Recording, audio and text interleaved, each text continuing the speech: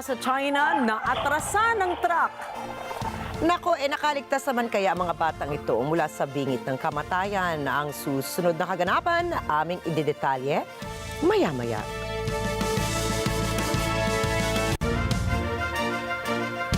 Magandang gabi, ako po si Rikki Mathay. Ako si Rikki Alagao Flores. Ito po ang mata ng Agila International. Para naman sa mga headlines ngayong araw ng Huwebes.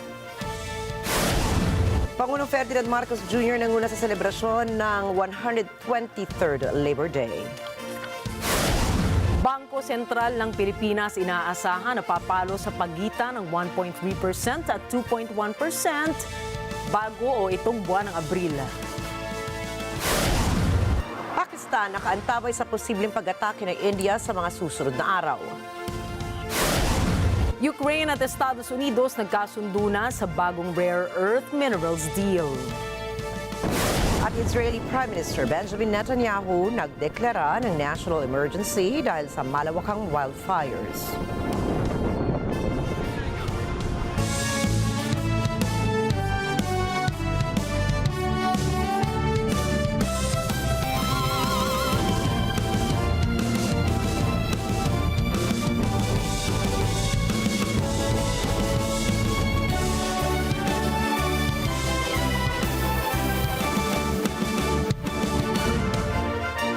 Pinangunahan ni Pangulong Ferdinand Marcos Jr. ang pagdiriwang ng 123rd Labor Day anniversary sa Pasay City. Nagsagawa naman ng job fair ang Department of Labor and Employment o DOLE sa 69 na lugar sa bansa bilang bahagi ng Labor Day. Kinilala ni PBBM ang naging sakripisyo ng mga manggagawa at ang mahalagang papel nila sa paghubog ng lipunan ngayong Labor Day. Ngayong taon, ang tema ng selebrasyon ay manggagawang Pilipino, kaagapay sa pag-unlad, sandigan ng mas matatag na bagong Pilipinas. Binigyan diin din ng Pangulo na dapat lamang na ipagdiwang ito at gawing pundasyon para bumuo ng mga hakbang upang matugunan ang mga pangangailangan ng bawat pamilya. Matiyak ang kaligtasan sa lugar ng trabaho at mapangalagaan ang karapatang makamit ang magandang kinabukasan. Kayo po ang pundasyon at haligi ng lipunan. Hindi lamang dito sa Pilipinas, kundi sa iba't ibang bansa pati.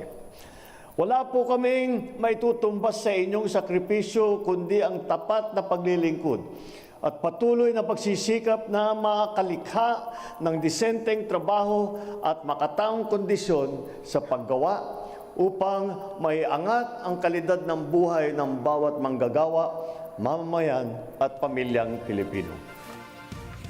Samantala, pinangunahan naman ng DOLE ang job fair na nilahukan ng mahigit 2,000 mga employers para mag-alok ng humigit kumulang 2,000 job openings, lokal man o overseas. Bukod sa job fair, nagbigay rin ng labor employment ng iba't ibang panlipunang proteksyon at suporta sa mga manggagawa para sa isang mas maliwanag na bukas. Nagpakalat ang Philippine National Police o PNP na mahigit 59,000 na kapulisan para magbigay seguridad sa mga aktibidad ngayong araw.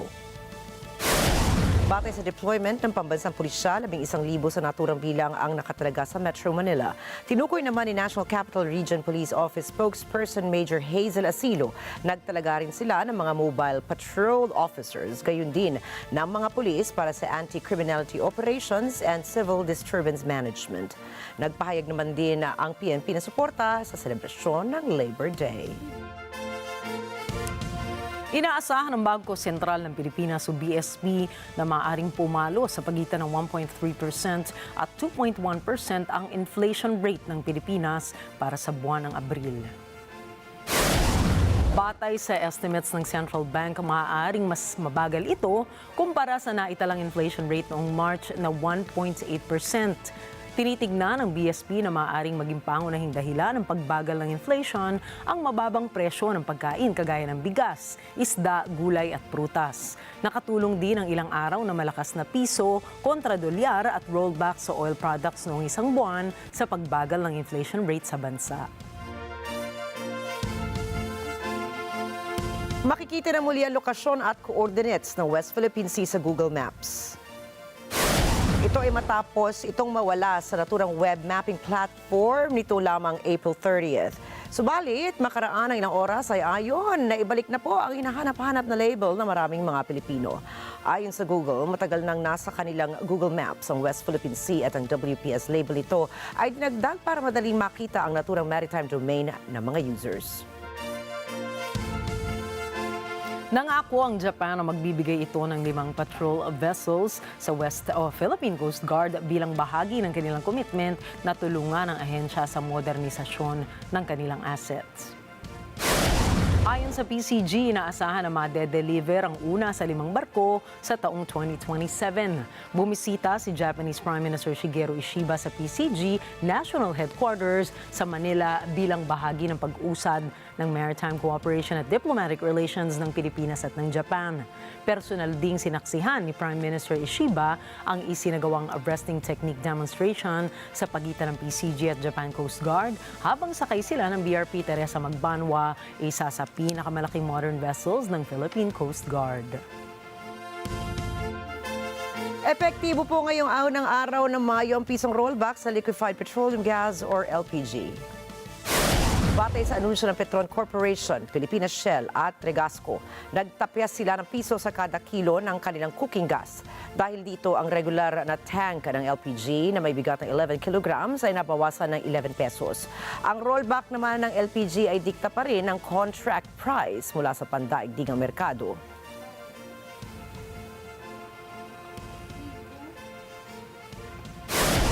Susunod, Ukraine at Estados Unidos sumailalim na sa isang crucial minerals deal. Paparating na ceasefire ng Russia gagamitin para palakasin ang frontline. At approval rating ni President Donald Trump lumagapak. Magbabalik pa po ang mata ng Agila International.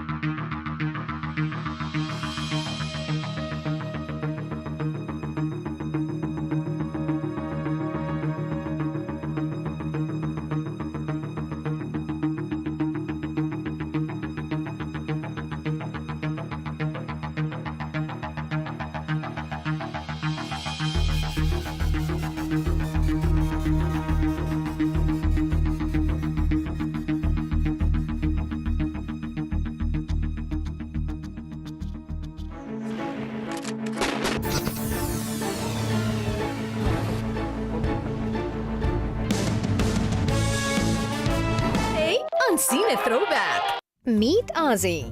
Loyal, playful, and living the perfect life. Until one trip changes everything. Wait a minute! What's going on, guys?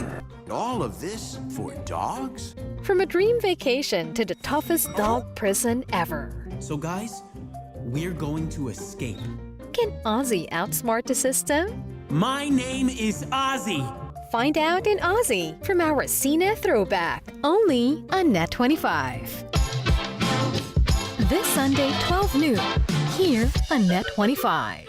Let's net together, so Net 25. Trask Construction, your trusted partner in hospital building. Trask Construction.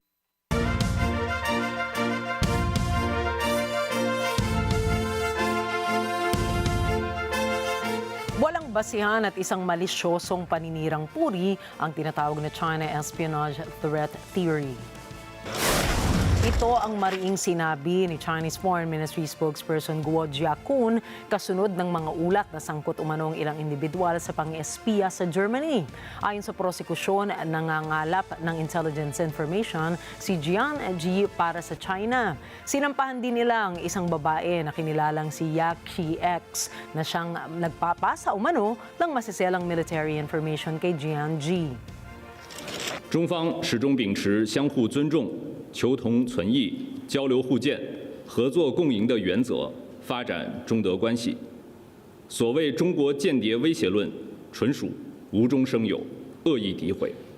我们敦促德方停止污蔑抹黑中国，以实际行动维护双边关系发展的良好势头。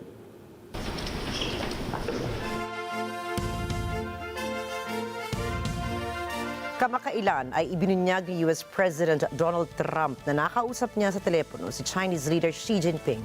Maraming beses anya itong nangyari, subalit sa isang press conference ay inihayag na isang spokesperson ng China na hindi umano totoo ang kwento ni Trump. Agila Guzman para sa report. Wala pa rin nagaganap na pag-uusap sa telepono sina Chinese leader Xi Jinping at US President Donald Trump. Iyan ang kinumpirma mismo ni Ministry of Foreign Affairs spokesman Guo Jiakun. Taliwas ito sa kwento ni Trump sa Time magazine kung saan sinabi nito na nakatanggap siya ng tawag mula kay Xi. Nilinaw din ni spokesman Guo na walang konsultasyon o negosasyon ng China at US patungkol sa taripa. Muli rin binigyan diin ni Guo ang posisyon ng China na walang nananalo sa tariff at trade wars. At kung gusto niya ng isang solusyon ng Estados Unidos, dapat na raw itigil ng US ang pagbabanta at pagbablackmail nito sa China. 关于关税战，中方的立场非常明确，关税战、贸易战没有赢家。如果美方真的想通过对话谈判来解决问题， 就应该停止威胁讹诈，在平等、尊重、互惠的基础上，同中方开展对话。 Sa ngayon ay hindi pa naglalabas ng komento si President Trump patungkol sa sinabi ni spokesman Guo.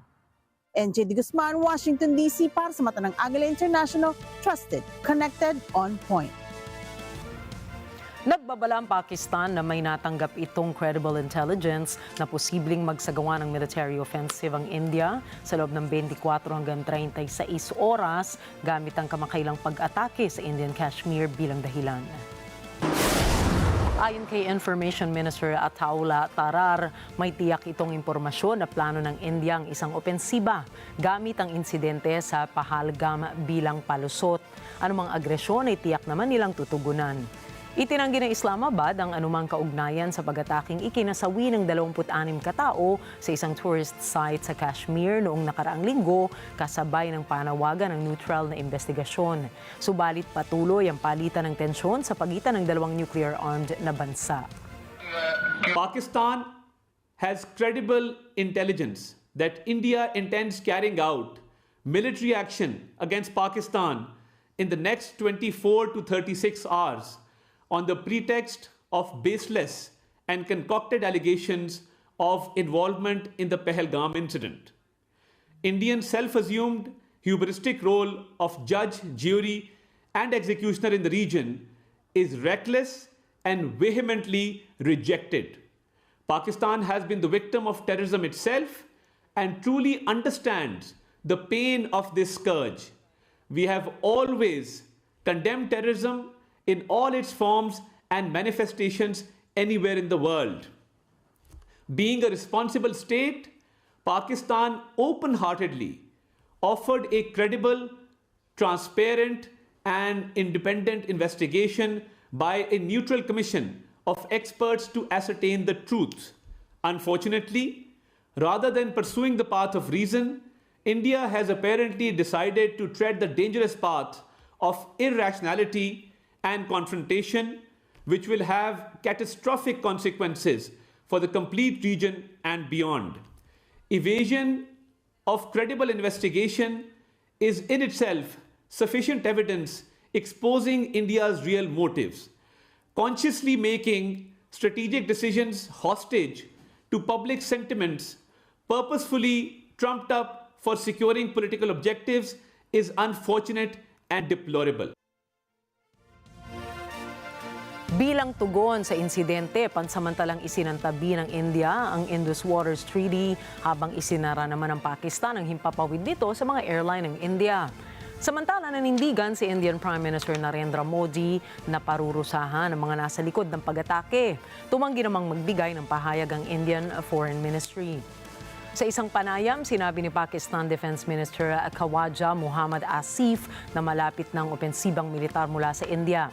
Naka-high alert na umano ang Pakistan, ngunit gagamit lamang ito ng sandatang nuklear kung may direktang banta sa kanilang pambansang seguridad. There is a likelihood that India will attempt an incursion in Pakistan and will engage Pakistan militarily. That is a possibility, a very clear and stark possibility. Cannot be ruled out. We are absolutely ready at high alert.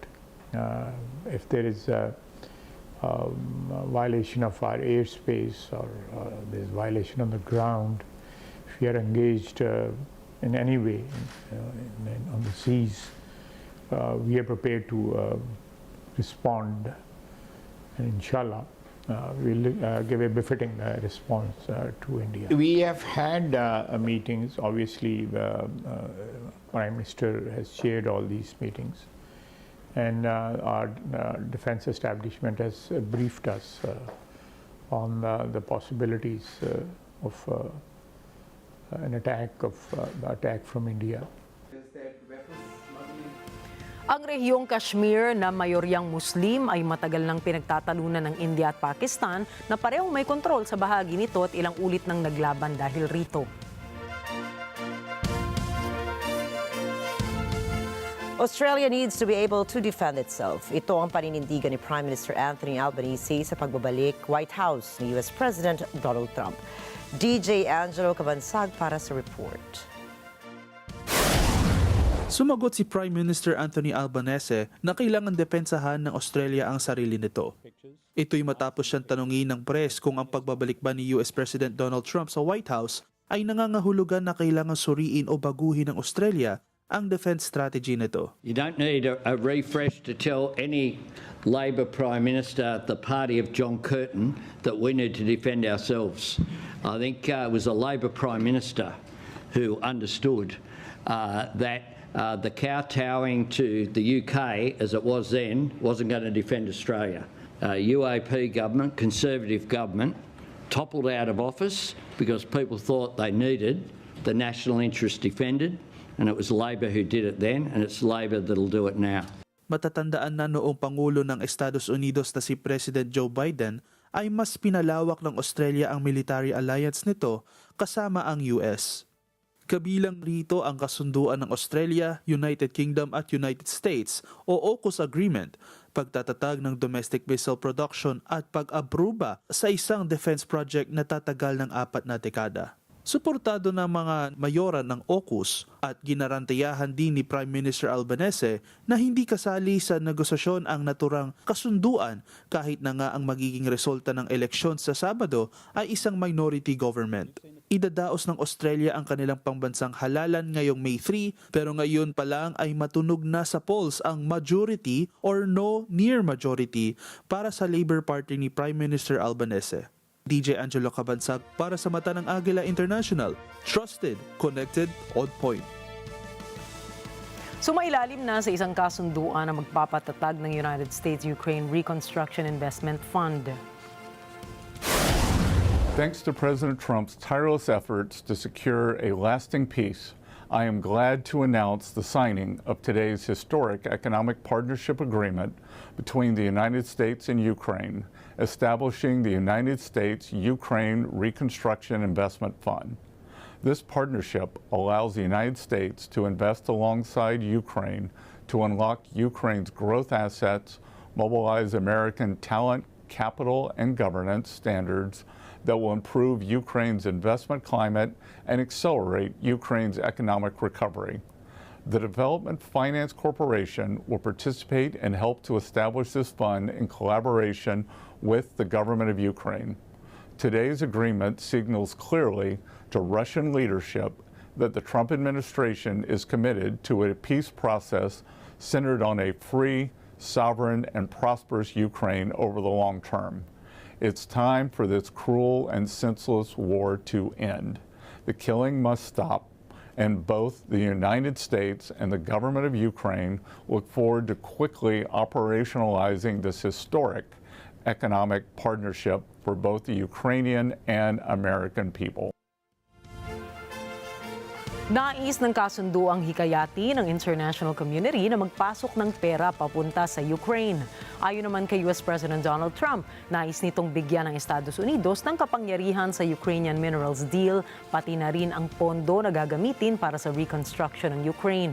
Ipinakita ni Ukrainian First Deputy Prime Minister Yulia Sviridenko ang larawan ng kanilang pagpirma sa kanyang Facebook page kasama si US Treasury Secretary Scott Bessent. Sinabi nito na umaasa siya ang mahihikayat ng Ukraine ang iba pang mga bansa para magpasok din ng pondo para sa Ukraine. Kaugnay ng inanunsyong 3 araw na ceasefire ng Russia mula 8 hanggang 10 na Mayo, sinabi po ng mga taga-Kiev na pinangangambahan nilang gagamitin ito ng Moscow upang mag-regroup o bumuwelong muli. Narito ang report ni Bernhard Gonzaga.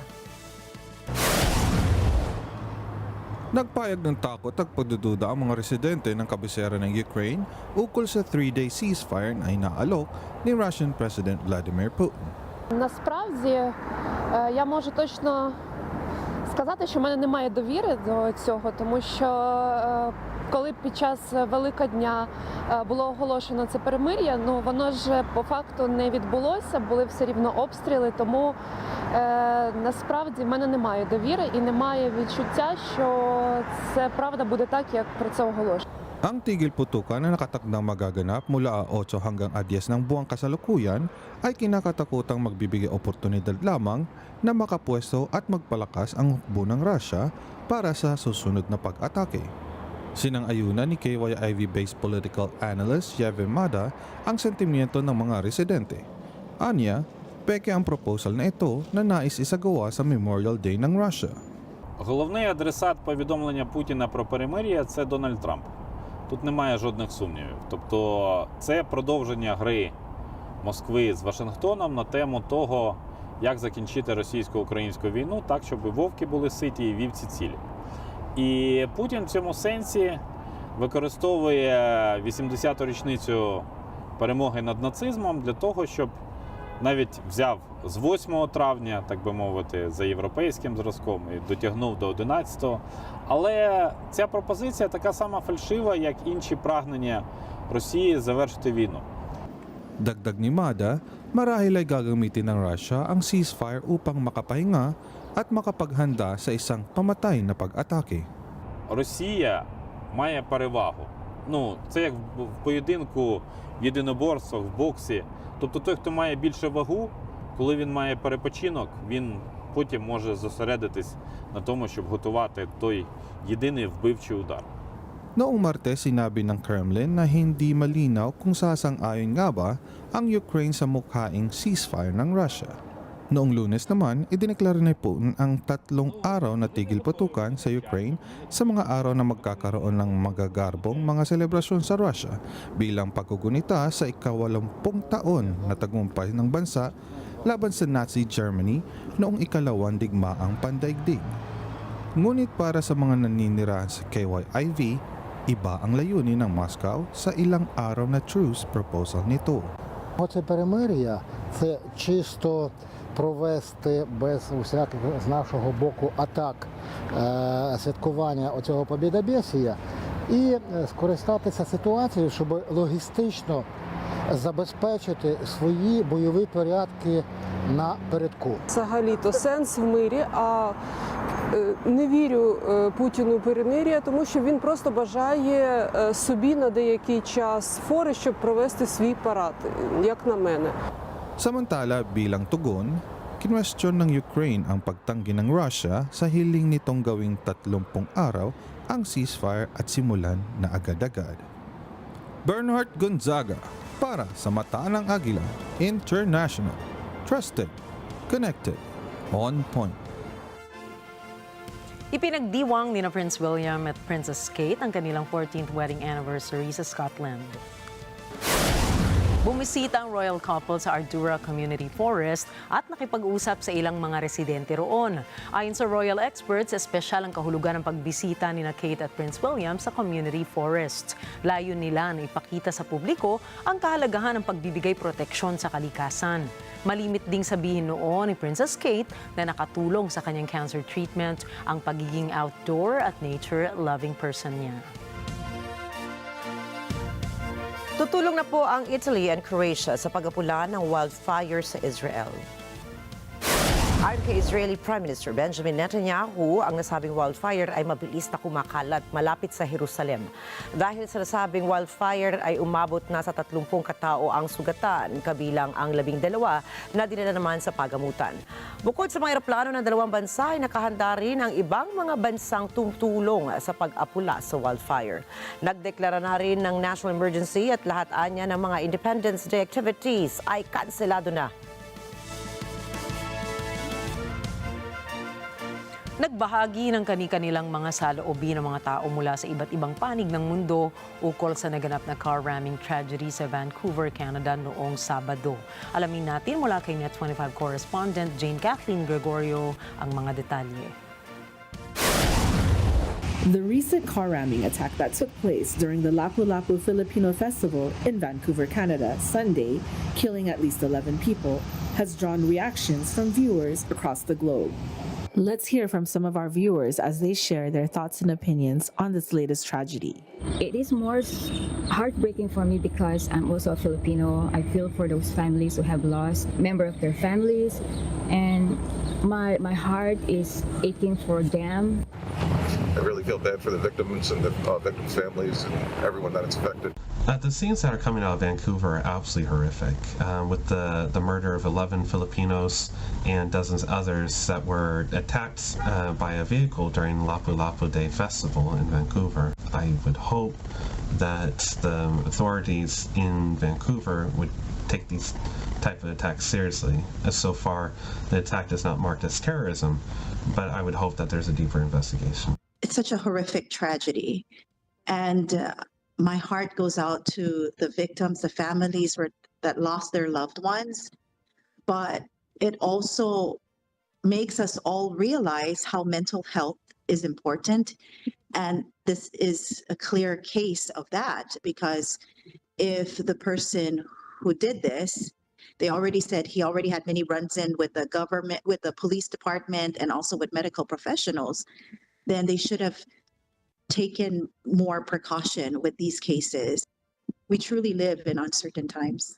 What can you say? Your heart goes out to people who go out for a festival or any kind of event, and somebody with either bad intentions or severe mental health issues chooses that moment to wipe them off the face of the earth. It's a terrible thing, and your heart goes out to people who've lost people and who will be affected for the rest of their lives as well by that loss. It's proof that the lack of mental health facilities, the lack of mental health treatment, and the lack of people actually watching and ensuring that people with mental health conditions are stable, taking medication, being treated properly. I think it brings it up because it happens so many places around the world. If it was my family, I'd be heartbroken, and life wouldn't be the same anymore. It'd be way different. As a Filipino, that did hit hard because it's like after COVID, then we were racially targeted. And so that was my initial thought, was that is this another ongoing act against my fellow Filipinos? And I do hope not. This one individual that decided to do this terrible act, killing all these people, and I read that there was infants that died as well, and I just feel for the families. It is terrible, but I just wanted to put it out there that not everyone with a mental illness is going to commit some type of crime. So that's my take. Jane Kathleen Gregorio, Corpus Christi, Texas, para sa mata ng Agila International. Trusted, connected, on point. Lumagapak ang approval rating ni US President Donald Trump sa historic low 41%. Kumpara po yan sa mga nakaraang presidente ng nakaraang 70 years. Carl, kausapin para sa report. Naging negatibo ang pananaw ng mga Amerikano kay Donald Trump habang nalalapit sa first 100 days ng kanyang administrasyon. Tuloy-tuloy kasi ang pagbaba ng approval rating nito mula pa noong Marso. Ang suporta sa pamahala ni Trump ay bumaba ng 7 puntos mula noong huling linggo ng Pebrero. 22% lamang ang sumasang-ayon sa pamumuno ni Trump, samantalang halos 45% naman ang hindi sumasang-ayon sa kanyang pamamalakad. We're ushering out the long reign of special interests and the radical left lunatics, and we're ushering in the golden age of America. That's what we have. Kinilalang intimidating tactic ang mga ipinatupad na polisiya ng kanyang administrasyon, mula sa pagsawata sa imigrasyon at sa pandaigdigang pagpapataw ng mga taripa. Nadismaya din ang sangkatauhan sa pagpapabago ni Trump sa federal workforce.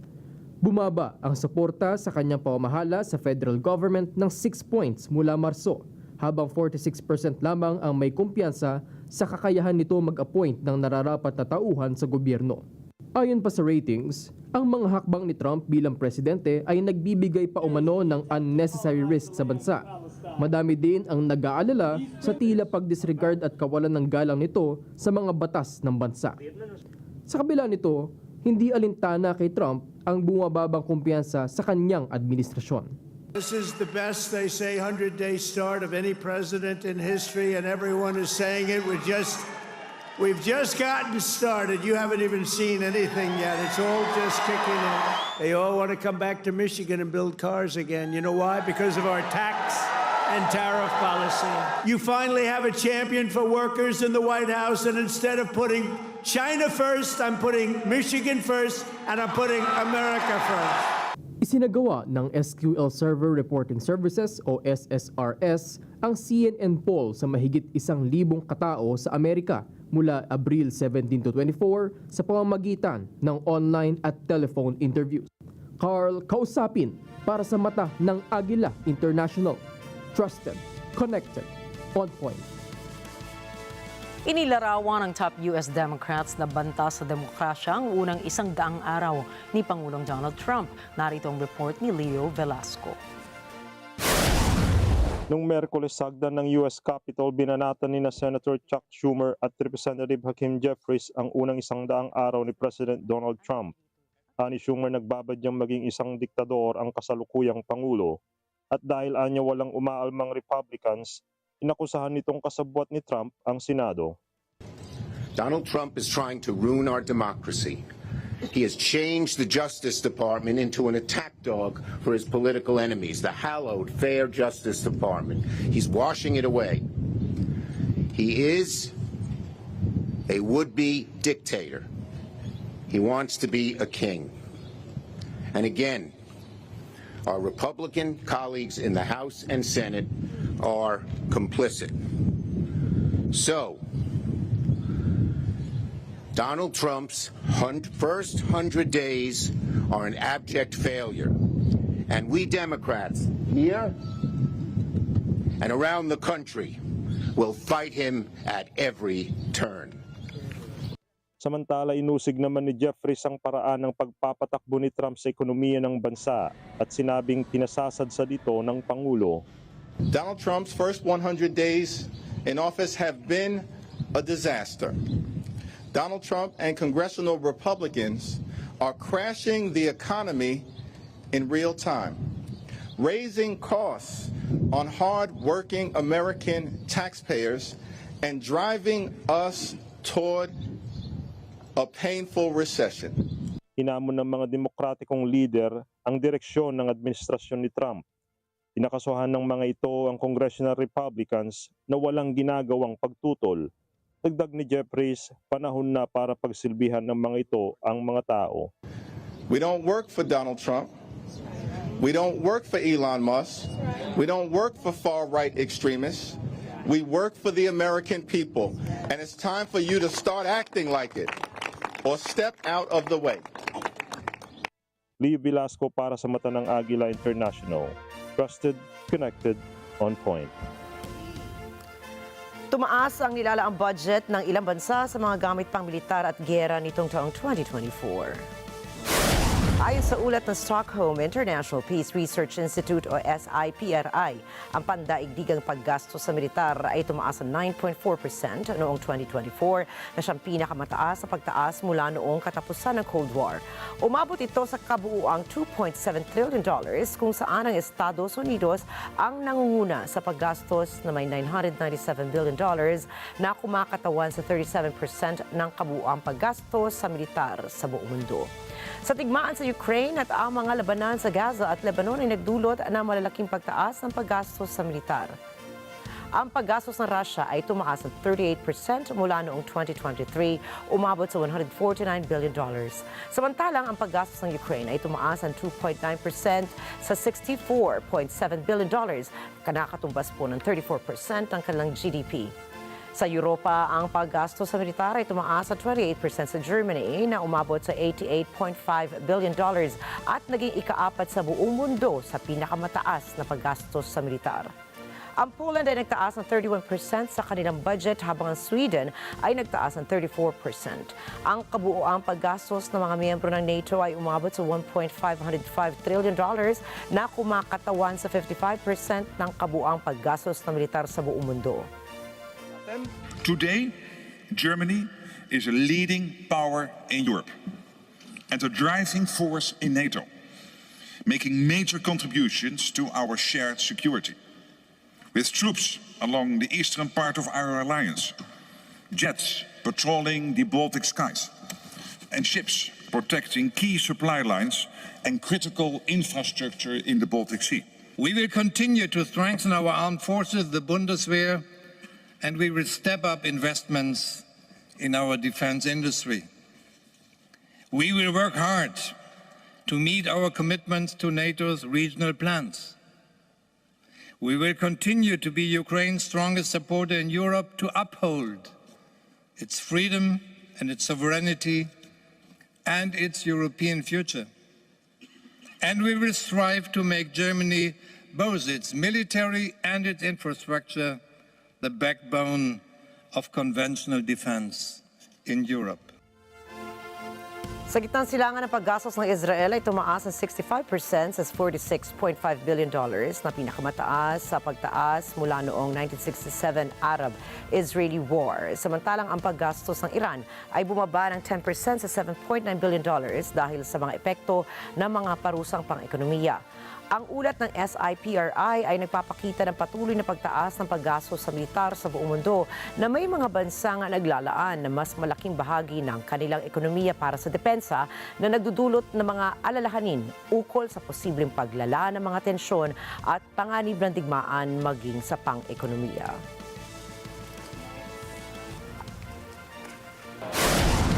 Susunod, Israel nahaharap sa national emergency dahil sa wildfires.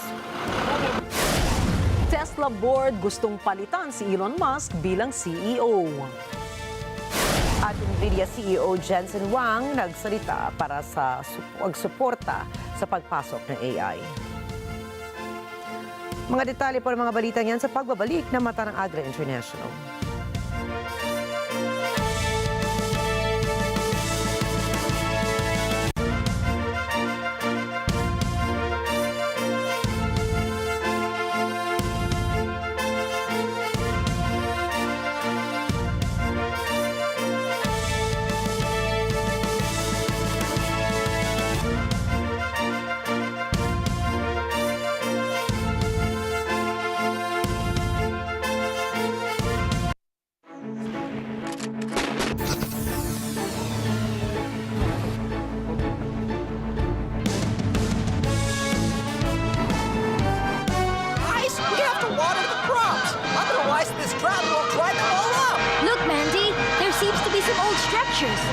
Look what you've done. Old Mandy has been injured because of what you did. What do you know about the valley over there yonder that the hippos claim to be their territory? It's an interesting story. Once upon a time, that valley was rich with water, which supplied an old human village. It's all going according to plan. Kimba, The water has started to flow again.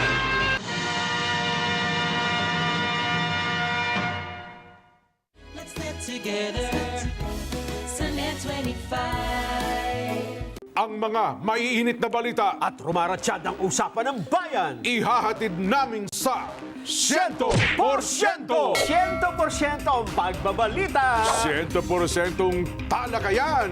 Lunes hanggang Biyernes! Alas 5 hanggang alas 7 ng umaga! Live na live sa Radyo Agila 1062 Mega Manila! At sa Net 25! 100%! Sunday 25. Let's live together. Sunday 25.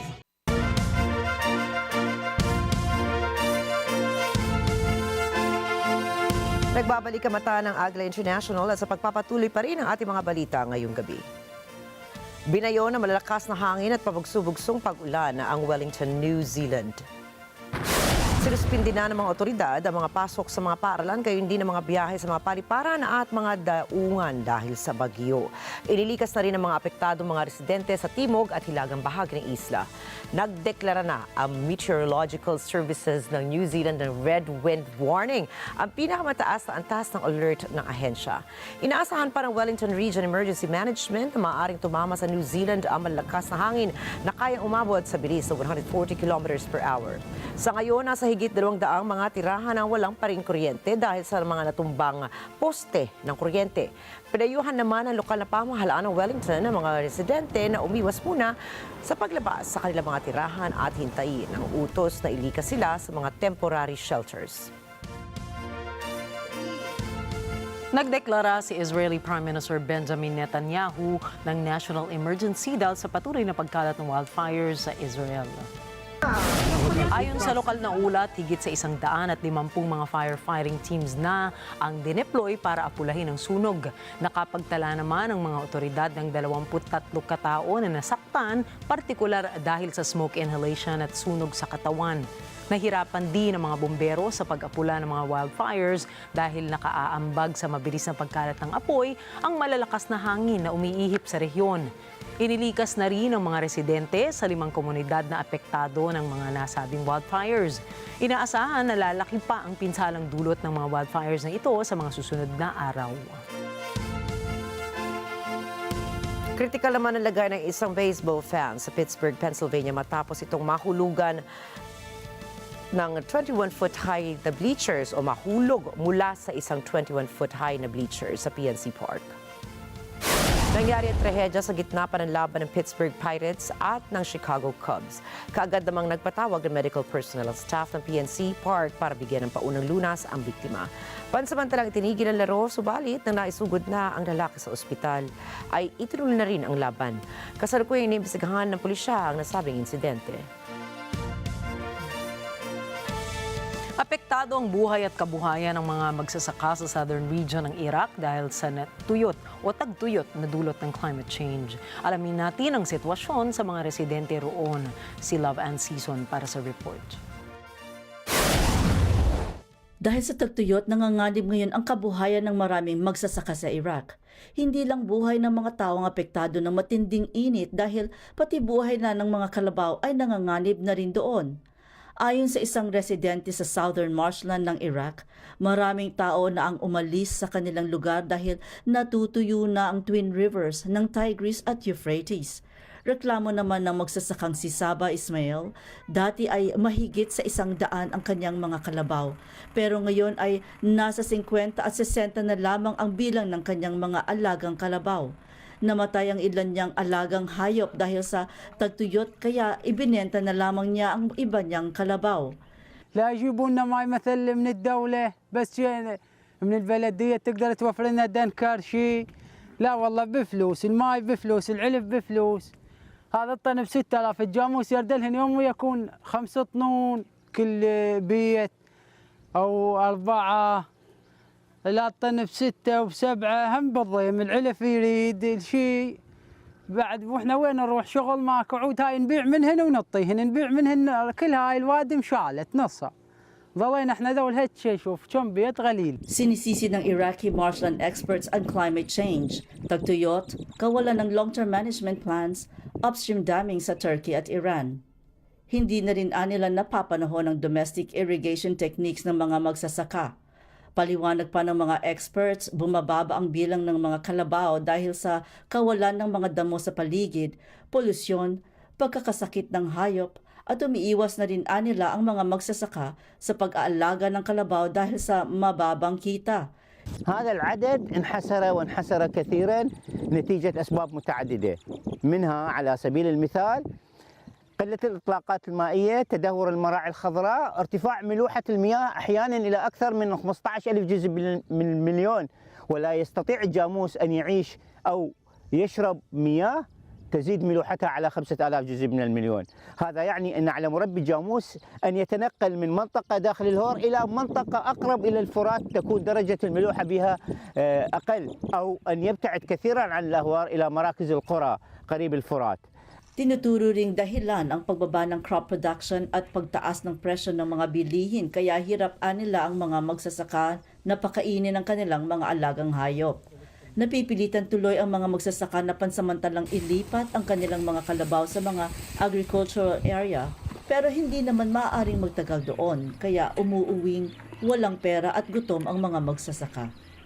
Para may makain ay wala silang magawa kundi ibenta ang kanilang mga alagang hayop na lalong nagpapahirap sa kanilang lugmok na pamumuhay.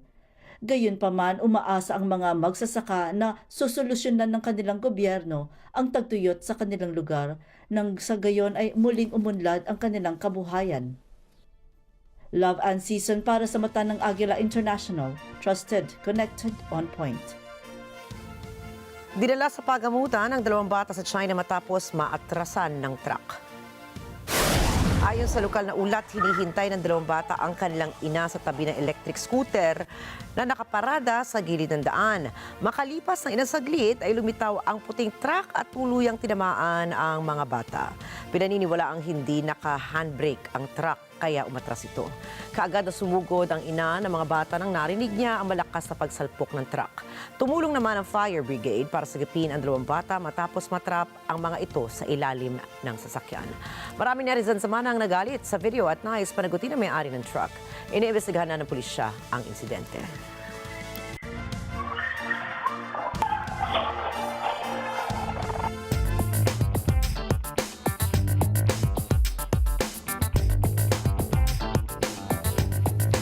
Dalawa naman sa mga nangungunang kumpanya ng global nuclear industry ang lumagda ng kontrata kasama ang PAJ ng Poland.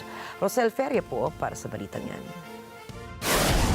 Nakipagkasundo ang US firms na Bechtel at Westinghouse Electric sa Polski Elektrowni Jadro o PEJ, isang kumpanya na pagmamay-ari ng bansang Poland para magdisenyo at magtayo ng bagong nuclear power plant sa Baltic Sea coast.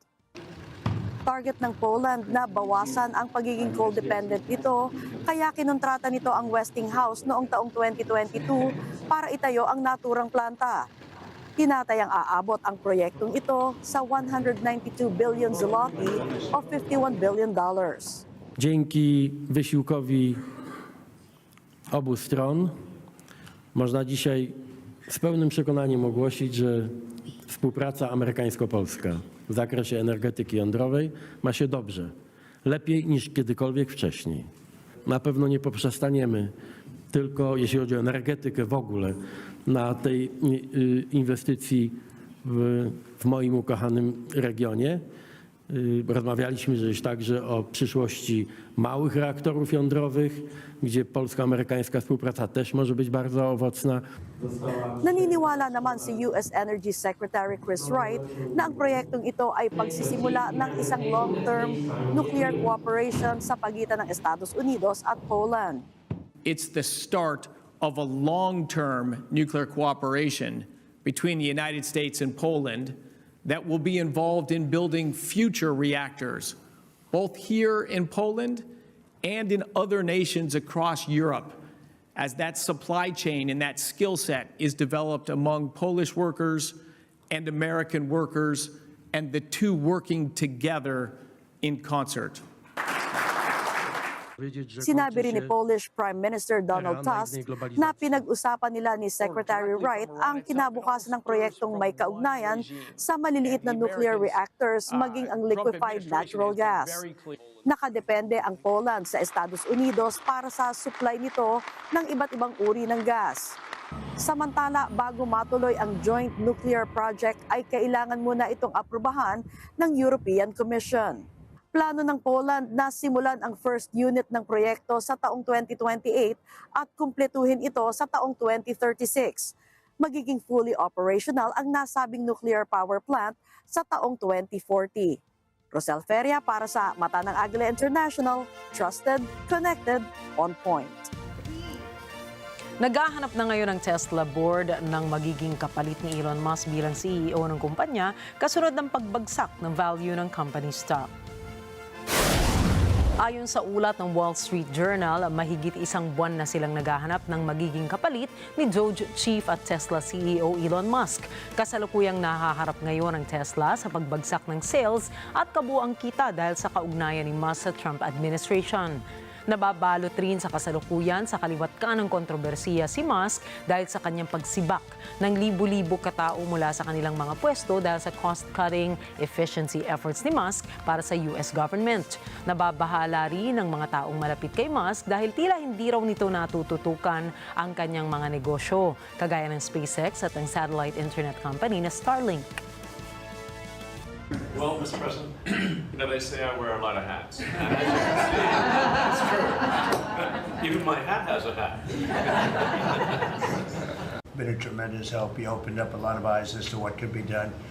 And we just want to thank you very much. And, you're invited to stay as long as you want. At some point, I guess, he wants to get back home to his cars and his...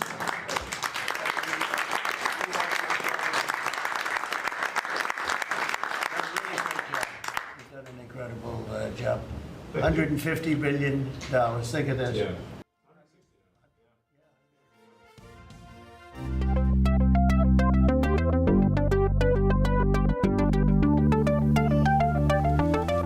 Sa isang forum sa Washington, D.C., hinikayat ng CEO ng NVIDIA ang mga bansa na huwag katakutan ang artificial intelligence or AI revolution.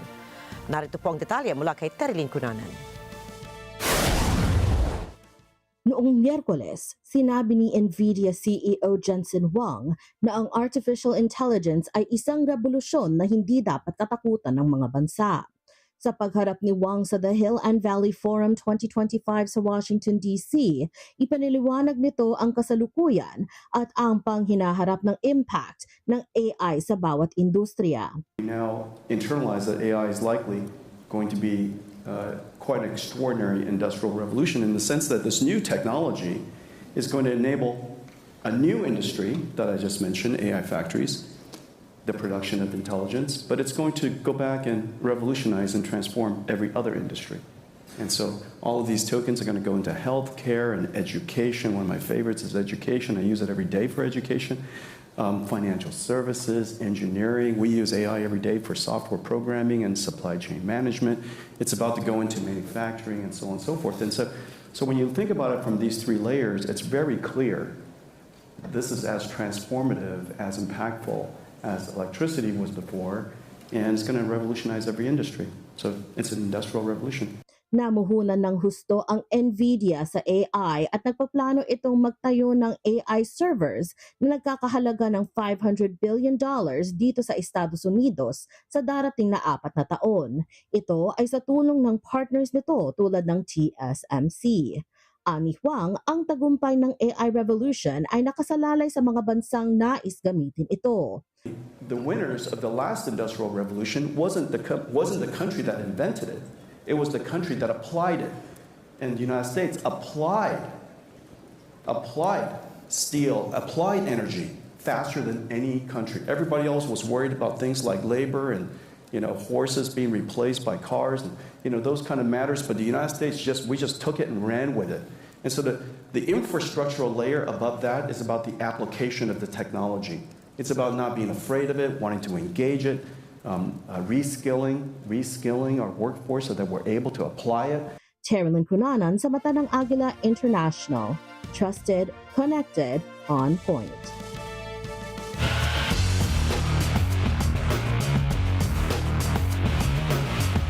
Sa pagpasok naman ng Western Conference Playoffs bilang number 3 seed, ang napakainit na Los Angeles Lakers ay biglang lumamig na ma-eliminate sa Game 5 laban sa Minnesota Timberwolves. Mula sa Los Angeles, California, narito si Net 25 correspondent Eva Basalyahe para sa detalye. Game 5 Lakers versus the Timberwolves sees LA eliminated from the playoffs. Despite being the odds-on favorites, the mighty Los Angeles squad could not overcome Minnesota's surging momentum. For most of the contest, the Lakers had no answer for the Wolves' active hands and hustle plays, outscoring LA 31-22 in the first quarter alone, with Minnesota at one point draining a trio of unanswered three-pointers. In the second, the Lakers made an impressive 11-2 run, but couldn't quite close the gap and headed into halftime still down 59-49. To the third we go, with LA finally showing signs of life, dropping 31 points to Minnesota's 22. The Lakers take their first lead of the game, but couldn't hold on to it and end the quarter still down by 1. The fourth quarter saw a flurry of lead changes, but ultimately Minnesota's fearless attacks at the rim proved decisive.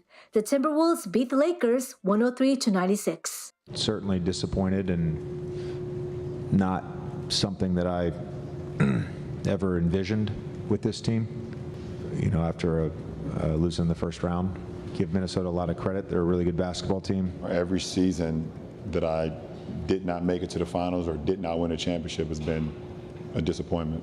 It'll be the same off-season of disappointment and unfulfillment. We'll have an opportunity to play longer and give yourself an opportunity to play for the Larry O'Brien Trophy, so nothing changes for me. For now, the purple and gold lights at Crypto.com Arena are dimmed as LA heads into the break to rest, reflect, and when the time is right, gear up for the start of another thrilling NBA season. Reporting from the Crypto.com Arena in Los Angeles, California, Eva Basalyahe for Agila International. Trusted, connected, on point.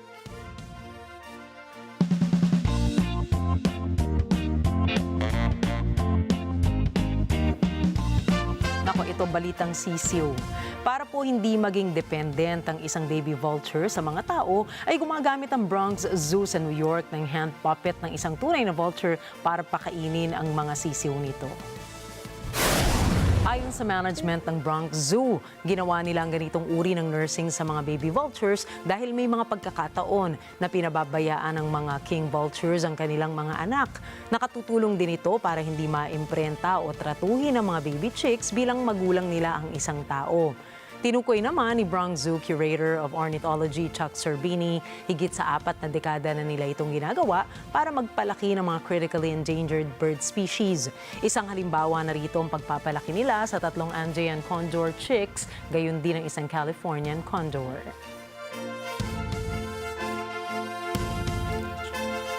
At ito po, na-videohan ng isang paddleboard ang close encounter niya kasama mga orca whale habang pumapalaot. Makikita sa video ang pag-iingat ng babae upang hindi naman niya matamaan ang grupo ng mga balyena. Ang grupo ng mga orca whale na tinatawag bilang pod of orcas ay madalas na lumilipat ng lugar upang sundan ang migratory patterns ng mga gray seal. Ang mga young gray seal, ang pangunahing pagkain ng mga orca kasama na ang mga walrus, sea lion, penguin, pusit. Ako, pusit mo kami yung tanda ako dyan, Nina, ha? Sea turtle at iba pa, nagpapalit ang diet ng mga hayop na ito base sa panahon. At dahil Thursday ngayon, Throwback Thursday, naalala ko yung best joke ni Nina. Yan kasi Gusto ko yung best, tsaka gusto ko na gustong-gusto mo yung joke. Diba? Kulang ang 1 o 2 beses. Yes, yes. Kasi yung mga ngayon lang nakapanood, ayan. Sige nga, ano ba yung tungkol sa ano? Yung seafood joke. Seafood joke. Underwater secret joke. Sige na nga, Throwback Thursday. Throwback. Favorite ko yan, favorite ko. Nagkataong, sige, damay na rin audience natin. Sige, ano nga ba ito? Ayan, yan. Ano? Yan, ito ay pusit. Oh. Eh, pag ganyan, ano na yan? Ano? Yan ay opposite. Oh. Di ba, benta pa rin sa akin. Pero meron kang joke eh, sabi mo eh. So pagbibigyan ko rin yan. Hindi ako sure kung ganyan Sige, kapat tatawa mo. ako. Pero, di ba, ano ba yung paano ba nagko-communicate ngayon yung mga undersea creatures? Ay, parang Modern gusto ko day yan. Di ba yan? Sonar, whatever. Dati Hindi, sonar, di ba? Masyado seryoso. O paano? Shell phone. Gamit ang cellphone. Alam ko na, para makapag-surf. Tama? Gamit ang cellphone. Para makapag-surf ang mga ngayon, sea di ba may creatures. celebrate tayo? Akalain Halimbawa, mo sila may din, isa- sila din not nagpa-party once, but- sila, ha? Oo, totoo ba? Oo, ang tawag Oo. sa party nila. Oo, ano nga? Celebration. Nagpapa-ano lang po kami, nagbibigay lang kami ng Kala ko naman konting- seafood buffet. Tayo yun. That's how we celebrate. Sa bagay, yung mga orca nga, nagpapalit ng diet. Oo, May tama. seafood buffet din siya. Uy, teka muna, bago meron ka matapos pa ang isa gabi pa? ito, hindi, seryoso na to, bilang hindi naman natin palalampasin ang araw na ito para batiin ang ating mga manggagawa. Na, di ba, today is the day we commemorate and ipagkakapuri natin ang talaga namang hirap at pagod at pawis at dugo ng ating mga manggagawa. Ayan, kaya happy celebration, Labor Day celebration to all of us. Ayan, tama. Ayan, kami, ninina, hanggang mamaya pa po kami dito at mag-aabang pa kami ng mga balita. Yes. Pero tandaan ha, mula Lunes hanggang Biyernes, narito kami para maghatid ng balita sa anumang dako ng mundo. Magandang gabi, ako po muli si Rikki Mathay. Ako po si Nina Rikki, Alagao, Flores. Ito po ang mata ng Agila International. Para po sa iba pang mga balitang nangyari rin sa iba't ibang panig ng mundo, punta tayo kay Alma Angeles para sa Net 25 World News. Take it away, Alma.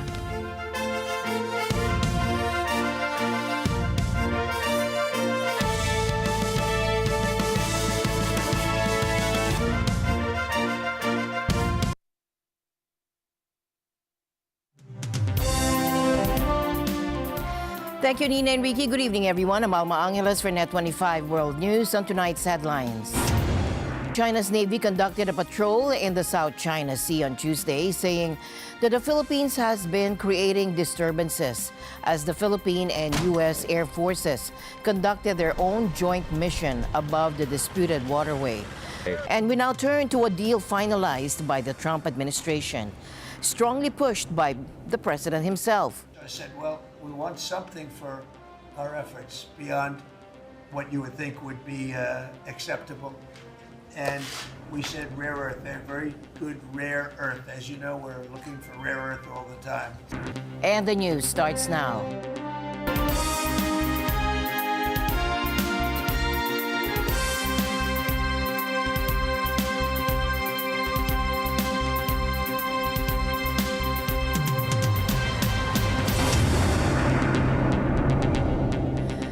First to the Indo-Pacific region, where the Philippines and New Zealand have just solidified their defense partnership.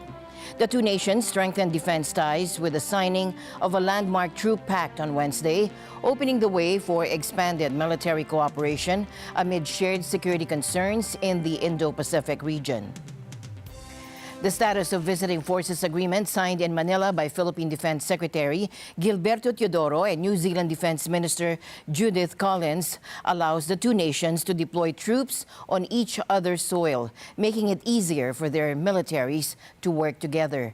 New Zealand took part in joint maritime exercises with the Philippines, United States, Australia, and Japan for the first time last year in the South China Sea, where Manila and Beijing have repeatedly sparred over disputed areas. The signing of the SOVFA follows New Zealand's unveiling of a plan to boost defense spending by 9 billion New Zealand dollars over the next 4 years and an aim to nearly double spending to 2% of GDP in the next 8 years. A review of New Zealand's security capabilities in 2023 called for more military spending and stronger ties with the Indo-Pacific nations to tackle issues of climate change and strategic competition between the West and China and Russia. Meanwhile, China's Navy conducted a patrol in the South China Sea on Tuesday, saying that the Philippines has been creating disturbances as the Philippine and U.S. Air Forces conducted their own joint mission above the disputed waterway. China, which claims almost the entirety of the South China Sea, has been involved an increasingly tense standoff with the Philippines in the waters there, as both seek to assert their sovereignty claims. More than 14,000 Filipino and U.S. soldiers are participating in joint exercises which run from April 21 through May 9 for a full battle test in the face of shared regional security concerns. China has said the drills are provocative. In a statement late on Tuesday, the Southern Theater Command of China's People's Liberation Army said its forces had that same day carried out routine patrols in the South China Sea without giving an exact location. The Philippine military, in its own statement late on Tuesday, said the Philippines and U.S. Air Forces had conducted a joint patrol over the South China Sea that day as part of ongoing defense cooperation. The Maritime patrol involved 3 FA-50 fighter jets from the Philippine Air Force, along with 2 U.S. B-1B bombers, 2 F-16s, and an F-18. Responding in a separate statement to the Chinese military's comments, the Philippine military said the armed forces stand firm in exercising their sovereign rights and partnerships with allies like the United States that reflect shared values. The conduct of joint exercises and maritime domain awareness operations within our territorial waters and exclusive economic zone is not a provocation. It is preparedness, it said, and then added, to be clear, the Philippines is a sovereign state. No foreign power can dictate how we defend our home or with whom we stand in solidarity. China's warning against alliances in the region. Beijing says it's opposed to any moves that create divisions or raise tensions. This after Japan and the Philippines discussed China's actions in the South and East China Seas and agreed to boost their security ties. Take a look.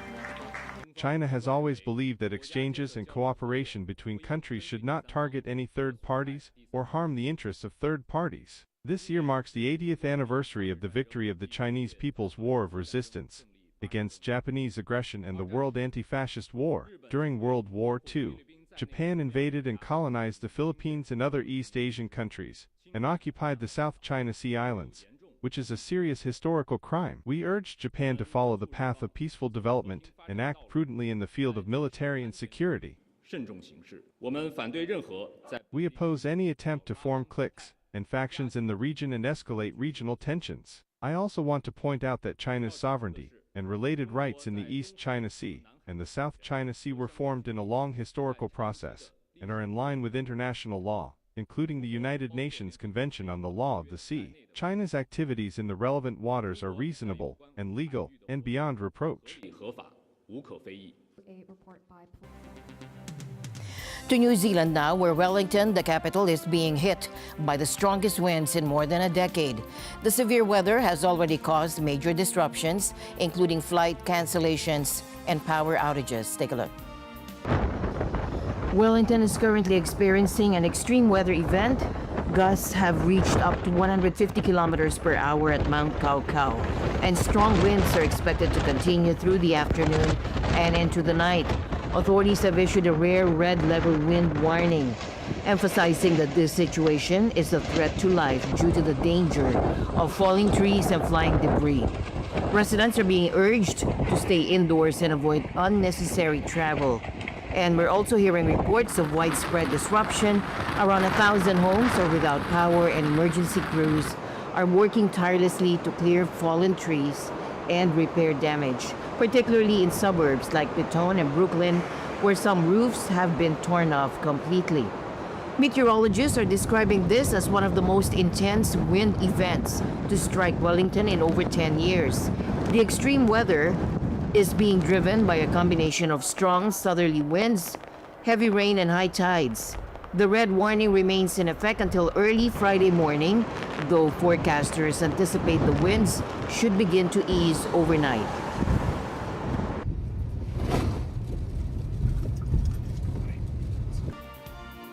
And we now turn to some dramatic scenes out of Western Australia, where a police standoff ended with a man driving his jeep straight off a jetty and into the water, narrowly missing a police boat. Take a look.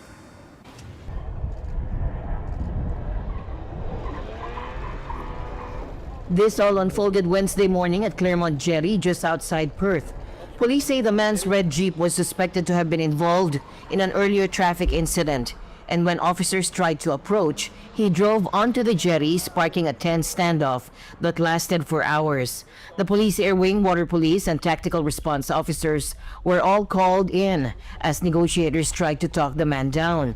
But just before midday, things took a dramatic turn. The driver suddenly reversed, then accelerated straight toward a water police boat, flipping the jeep off the jetty and into the river.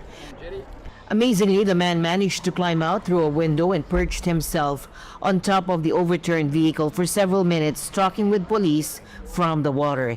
Eventually, officers jumped in, pulled him to safety, and carried him off the jetty to a waiting ambulance. Authorities say the man, 32, has since been charged in connection with the incident. Local media also report that he may have been involved in an earlier armed robbery. Police are still investigating, but thankfully, no one was hurt in this wild encounter on the water. In Israel, a dangerous wildfire is unfolding near Jerusalem. The situation is so critical that a main highway has been closed, forcing people to evacuate their homes. People drove through flames on a highway in central Israel as wildfires raged on the outskirts of Jerusalem on Wednesday. Nearby communities were forced to evacuate as Israel appealed for international help to fight the blaze. Video showed fires burning along the Route 1 highway from Jerusalem to Tel Aviv. Footage caught people abandoning their cars and running from flames as thick smoke billowed nearby. At least several people were injured, but there were no reports of fatalities. Prime Minister Benjamin Netanyahu said Italy and Croatia were expected to send firefighting planes to help extinguish the flames. Israel also appealed to Greece, Cyprus, and Bulgaria, the foreign ministry said. Israeli media reported that at least 120 fire and rescue services had mobilized dozens of teams, aircraft, and helicopters to try to contain the blaze. The military said its search and rescue forces were assisting the operations. The fire broke out on Israel's Memorial Day for fallen soldiers, and many ceremonies marking the eve of its Independence Day were canceled. Singaporeans are heading to the polls this Saturday, May 3rd, in a general election that marks a significant moment in the nation's political landscape. And this will be the first electoral test for Prime Minister Lawrence Wong, who took over the reins from longtime leader Lee Hsien Loong in May 2024. Take a look.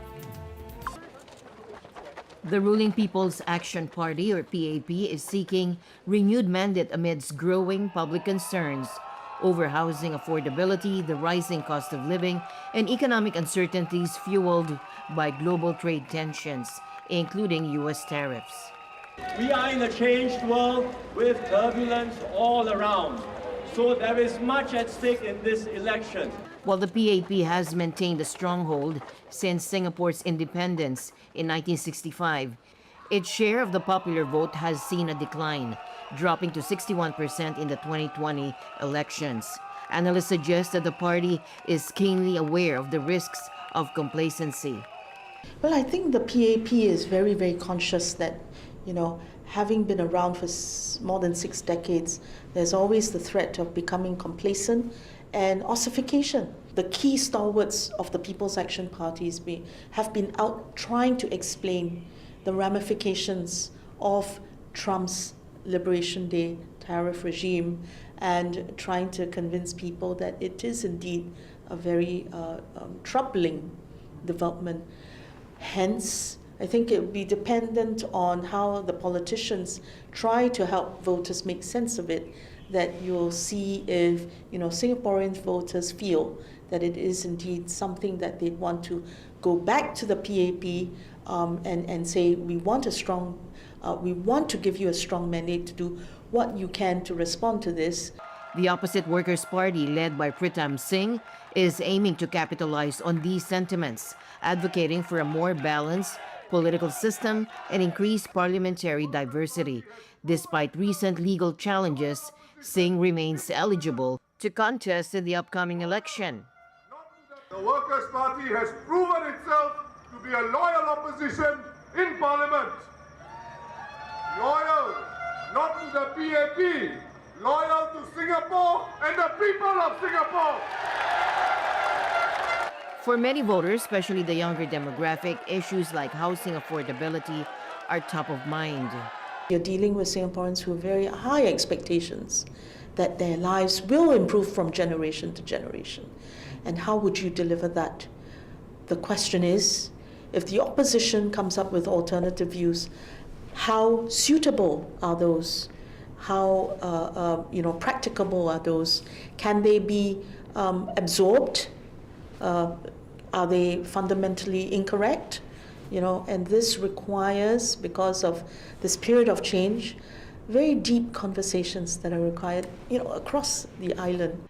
As the nation prepares for this pivotal election, the outcome will not only determine the composition of the next parliament, but also signal the public's confidence in the current leadership amidst evolving domestic and global challenges. And we now turn to a deal finalized by the Trump administration, strongly pushed by the president himself. Now, the agreement with Ukraine centers on giving the U.S. priority in accessing Ukraine's mineral resources, with President Trump emphasizing the strategic importance of those materials. Take a look. The U.S. and Ukraine have signed a deal to give the United States preferential access to new Ukrainian minerals deals and fund investment in Ukraine's reconstruction. On Wednesday, the U.S. Treasury released a photo showing Treasury Secretary Scott Bessent signing the agreement in Washington with Ukrainian First Deputy Prime Minister Yulia Sviridenko. The Treasury said the deal, quote, clearly signals the Trump administration's commitment to a free, sovereign, prosperous Ukraine. U.S. President Donald Trump has strongly pushed for the deal, saying the U.S. should get something for its military aid to Ukraine, a line he repeated before the signing on Wednesday. So I said, well, we want something for our efforts beyond what you would think would be acceptable. And we said rare earth. They're very good rare earth. As you know, we're looking for rare earth all the time. Rare earth is called rare for a reason. And they have a lot. Ukraine is rich in natural resources, including those rare earth metals, which are used in a wide range of electronics. The country also has large reserves of iron, uranium, and natural gas. You're not acting at all thankful. The agreement is central to Kyiv's efforts to mend ties with Trump and the White House, which frayed after he took office in January. The U.S. has been Ukraine's single largest military donor since Russia's 2022 invasion, and Ukrainian officials have hoped that the deal would ensure continued U.S. support for Ukraine's defense against Russia. As for the fund to reconstruct Ukraine, Sviridenko wrote on X that the deal provides for Washington to contribute to the fund, saying, quote, in addition to direct financial contributions, it may also provide new assistance, for example, air defense systems for Ukraine. Washington did not directly address that suggestion. It's all the result of months of sometimes fraught negotiations between the two countries, with uncertainty up until the last moment, with word of an 11th hour snag, which Bessent earlier in the day attributed to the Ukrainian side. Yeah, our side is ready to sign. Ukrainians decided last night to make some last-minute changes. We're sure that they will reconsider that, and we are ready to sign this afternoon if they are.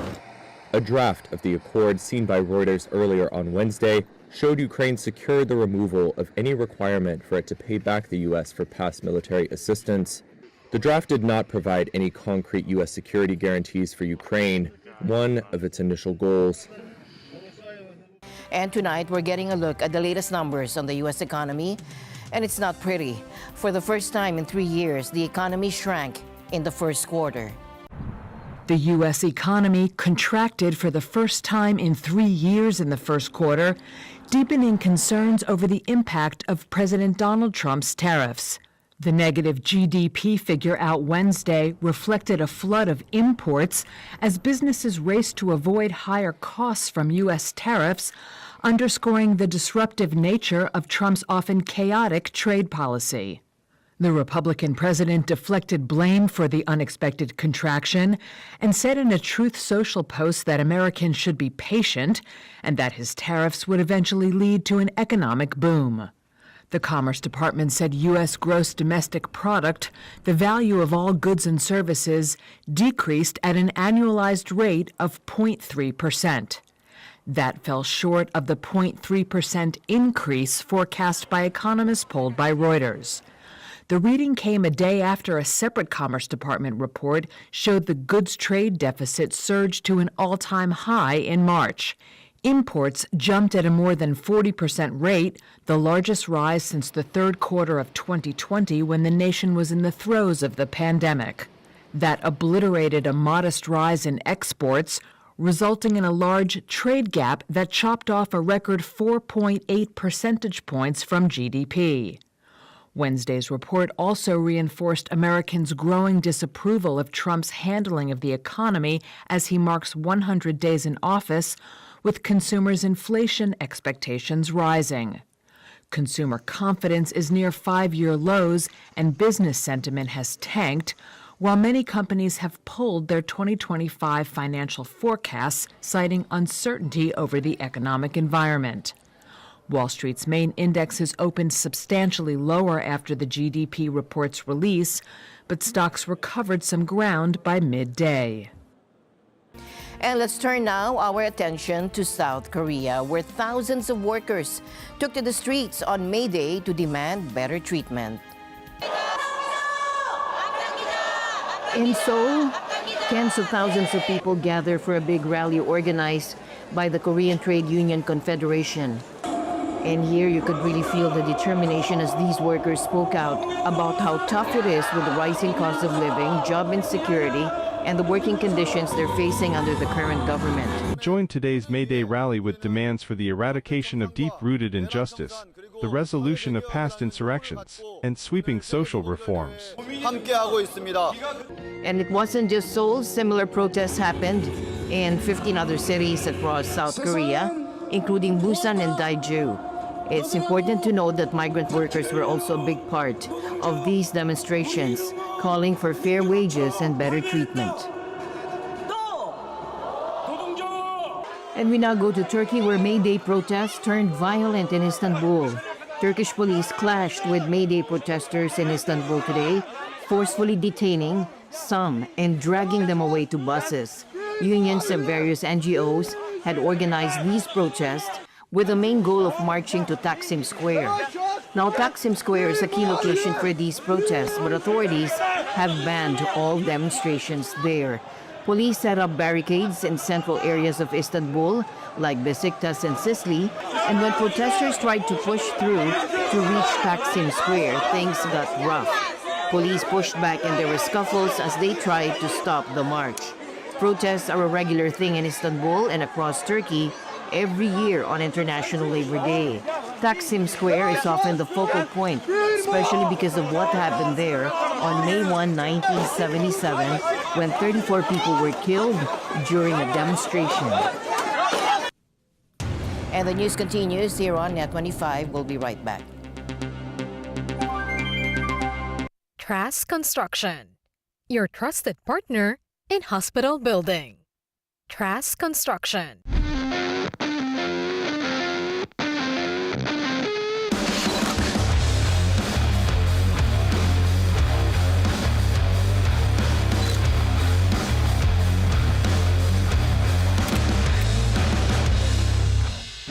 It's TV time as we hit the greens again for the third Net 25 Golf Cup. Watch as friends meet the fairway, a spectacular showcase of sportsmanship and camaraderie among industry leaders, executives, and avid golfers. Only here on Open for Business. Open for Business with Cesar Vallejos, Sunday, 9 p.m. Net 25. China's President Xi Jinping visited Shanghai and called for the city to accelerate efforts to turn itself into a technological and innovation hub with global influence, according to state news agency Xinhua. President Xi also urged the city to expand its exploration of AI models and said more supportive policies for the technology should be rolled out as he visited an incubation lab for AI startups and tried on a set of smart glasses. Although Xi did not reference the trade war started by U.S. President Donald Trump during his visit, the implicit message was clear. China can develop its own leading technology and has alternative markets. Xi's Shanghai trip, his first to China's main international financial hub since November 2023, comes at a time when the tariff fight with the U.S. has raised the stakes for global economic growth. And as Beijing pursues AI development in the wake of the global success of Chinese AI startup DeepSeek. The Los Angeles Lakers, who entered the Western Conference playoffs with considerable momentum, saw their season cut short last night. The Minnesota Timberwolves defeated them in Game 5 to win the series. Let's go to Eva Basalyahe in Los Angeles with the details. Game 5 Lakers versus the Timberwolves sees LA eliminated from the playoffs. Despite being the odds-on favorites, the mighty Los Angeles squad could not overcome Minnesota's surging momentum. For most of the contest, the Lakers had no answer for the Wolves' active hands and hustle plays, outscoring LA 31-22 in the first quarter alone, with Minnesota at one point draining a trio of unanswered three-pointers. In the second, the Lakers made an impressive 11-2 run, but couldn't quite close the gap and headed into halftime still down 59-49. To the third we go, with LA finally showing signs of life, dropping 31 points to Minnesota's 22. The Lakers take their first lead of the game, but couldn't hold on to it and end the quarter still down by 1. The fourth quarter saw a flurry of lead changes, but ultimately Minnesota's fearless attacks at the rim proved decisive. The Timberwolves beat the Lakers 103-96. Certainly disappointed and not something that I ever envisioned with this team, having to go in and talk to them, after losing the first round. But give Minnesota a lot of credit. They're a really good basketball team. Every season that I did not make it to the finals or did not win a championship has been a disappointment. So it'd be the same for me, it'd be the same off season of disappointment and unfulfillment, have an opportunity, to play longer and give yourself an opportunity to play for the Larry O'Brien Trophy. So nothing changes for me. For now, the purple and gold lights at Crypto.com Arena are dimmed as LA heads into the break to rest, reflect, and when the time is right, gear up for the start of another thrilling NBA season. Reporting from the Crypto.com Arena in Los Angeles, California, Eva Basalyahe for Net25 World News. Boston Dynamics' advanced humanoid robot Atlas is set to begin trial operations in Hyundai Motor Group's U.S. manufacturing facilities later this year, marking a significant step in integrating cutting-edge robotics into automotive production. The all-electric Atlas, capable of performing complex tasks like sorting car parts and maneuvering heavy loads, will be deployed at Hyundai's Meta plant in Georgia to test its capabilities in real-world factory settings. Atlas, unveiled in its electric form in April 2024, showcases elite athletic abilities, including running, crawling, and cartwheeling, enabled by custom-designed motors. Take a look. Once we realized that we could design our own motors that would get us in the ballpark of elite athletes with a humanoid, that made it pretty exciting for us. And you might ask, well, why do we need to build elite athlete humanoids? And it's a very fair question. And we think that a lot of the jobs that you might want a humanoid to actually do are the kind of jobs where it's basically backbreaking labor for a person to do. These are really challenging, ergonomically unfit tasks that we ask people to do or need people to do right now. And we think that robots will be much better suited for those. So if you build a robot that is not only able to walk around and move two hands around in space, but it can, if needed, pick up a heavy load and move it around and do that for long durations of time, that'll just be strictly more valuable. Definitely, there's been some shifts in how we think about programming robots due to advancements in AI over the last several years. So figuring out how to bridge that gap so that we can take some of the smart reasoning, generalization capabilities of, VLMs and things like this that are making their way into everyone's lives and apply that to physical intelligence on robots is sort of where the big research questions are. And if we do make progress in that in the next couple of years, that could be a real game changer. We all expect that the inevitable future is that robots, maybe not exactly like Atlas, but with the kind of capabilities that Atlas has, will be in our homes at some point. We expect that that's a pretty long horizon because I think the performance requirements for such systems are going to be quite high. There's real safety considerations there. And then there's just a lot of generalization probably required to actually perform tasks well in the home. And so I think that's inevitable. It's not what we're betting on for short term. So we have plans for later this year, putting Atlas into the Hyundai facility in the United States, just as a way to really prove out the current capabilities of the robot in the real context of the tasks that we care about solving over the next several years.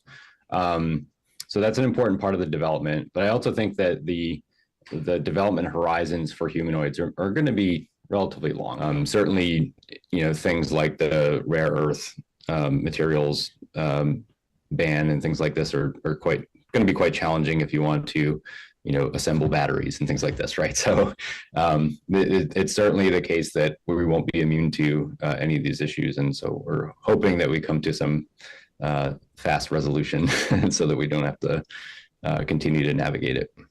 But we really designed it to be a very high performance machine. And so we're interested in, again, being able to explore the very frontier of what's physically possible in humanoids, and everything, all the infrastructure we've built around doing that, I think is a real accelerant that shows itself through the performance of Atlas already. It's capable of all of the agility that HD Atlas had, but probably even more than HD Atlas. And before I go, I would like to greet Brother Angelo Manalo. A very happy birthday po. From the bottom of my heart, again, happy birthday po sa inyo. And with that, we end tonight's broadcast. For everyone here on Net 25, I'm Alma Angeles. Thank you all for joining us. Good night.